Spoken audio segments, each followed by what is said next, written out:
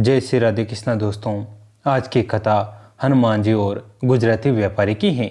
यह कहानी रीवा जिले के गुड़ चौराहे में एक फुल्की का ठेला लगाने वाले बाबा ने बताए हैं। मैं फुल्की खाते हुए उनसे चिरोला नाथ स्वामी के प्रभावों पर बातचीत कर रहा था। तब उन्होंने बताया कि गुजरात से एक व्यापारी साल में 4 बार चिरोला नाथ मंदिर आया करते थे। मंदिर में पूजा अर्चना करने के बाद वह और उनका परिवार मेरे ठेले के पास रुककर फुल्कियाँ खाता था, इसलिए मुझे उनके बारे में पता है। सेठ और उनके परिवार के सभी सदस्य मानसिक समस्या से घिरे रहते थे। घर का हर व्यक्ति बीमार रहता था। सेठ ने सभी को डॉक्टरी इलाज करवाया, पर हर बार जांच नॉर्मली आती थी, लेकिन परिवार के लोगों की वो स्वास्थ्य समस्या बनी ही रहती थी। बेचारा बहुत परेशान था। खुद भी कभी पेट दर्द, कमर दर्द, पेट दर्द तो कभी सीने के दर्द से परेशान रहता था।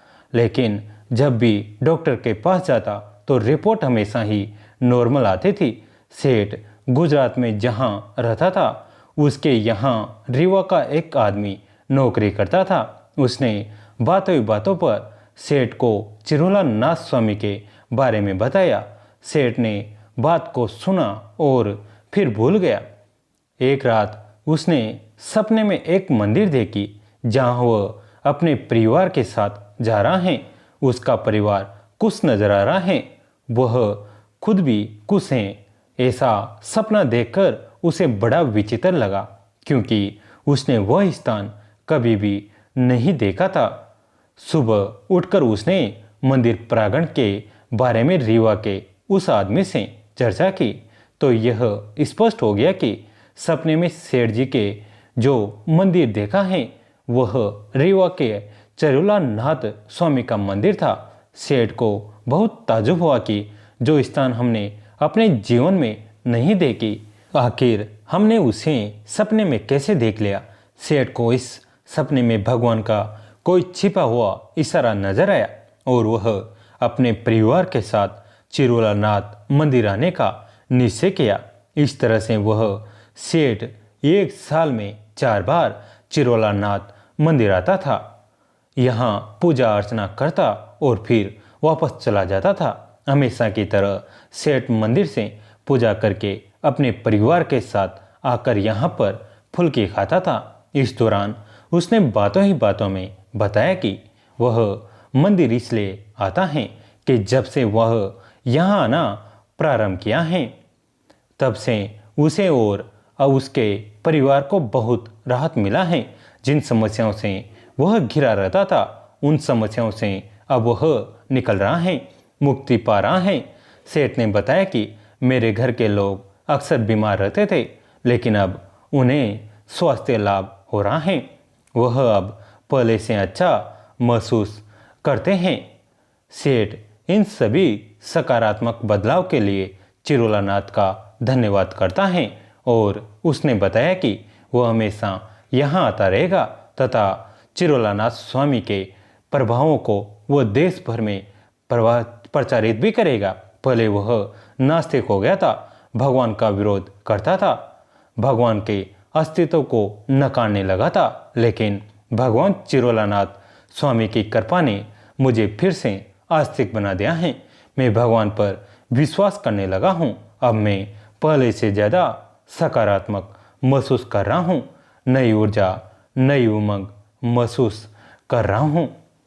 बहुत कम लोग जानते हैं कि भीम और हनुमान जी दोनों ही एक दूसरे के भाई लगते हैं। आप कहेंगे कि दोनों तो अलग अलग युग में थे, तो आपको यह तो मालूम ही होगा कि हनुमान जी तो अजर अमर हैं, यानी वे हर युग में हैं और रहेंगे।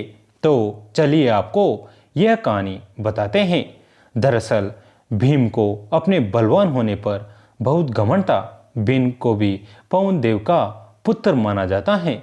ऐसे में भाई भीम के इस अहंकार को दूर करने के लिए वनवास के दौरान जब भीम अपने भाइयों के साथ जंगल में घूम रहे थे, एक जगह एकांत पाकर भीम के आगे हनुमान जी खड़े हो गए। एक दुर्बल बंदर को अपना रास्ता रोके देख भीम को गुस्सा आ गया। उन्होंने तुरंत बंदर यानी हनुमान जी को रास्ता छोड़ने को कहा, पर हनुमान जी तैयार नहीं हुए। जब भीम ज़्यादा गुस्साने लगे तो हनुमान जी बस इतना कह दिया कि मेरी पूंछ हटाकर चले जाओ। अब भीम को लगा कि यह क्या मजाक है। उन्होंने तुरंत पूंछ पकड़ी और हटाने लगे, लेकिन यह क्या, पूंछ तो टस से मस न हो रही थी। जब काफ़ी कोशिश के बाद भी ऐसा न हुआ तो उन्होंने हार मान ली और उनसे सही परिचय पूछा। जब उन्हें ज्ञात हुआ कि यह तो हनुमान जी हैं तो तुरंत उन्होंने क्षमा मांगी और अहंकार खत्म हो गया। दोस्तों, कैसी लगी आज की कथा कमेंट में ज़रूर बताइए और कमेंट में जय श्री राम जरूर लिखे। दोस्तों, इस कहानी को अपने दोस्तों के साथ, फैमिली के साथ शेयर जरूर करें। दोस्तों, इस कहानी को लाइक ज़रूर करें और कमेंट भी ज़रूर करें। दोस्तों, अंत तक कहानी सुनने के लिए आप सभी का तहे दिल से धन्यवाद।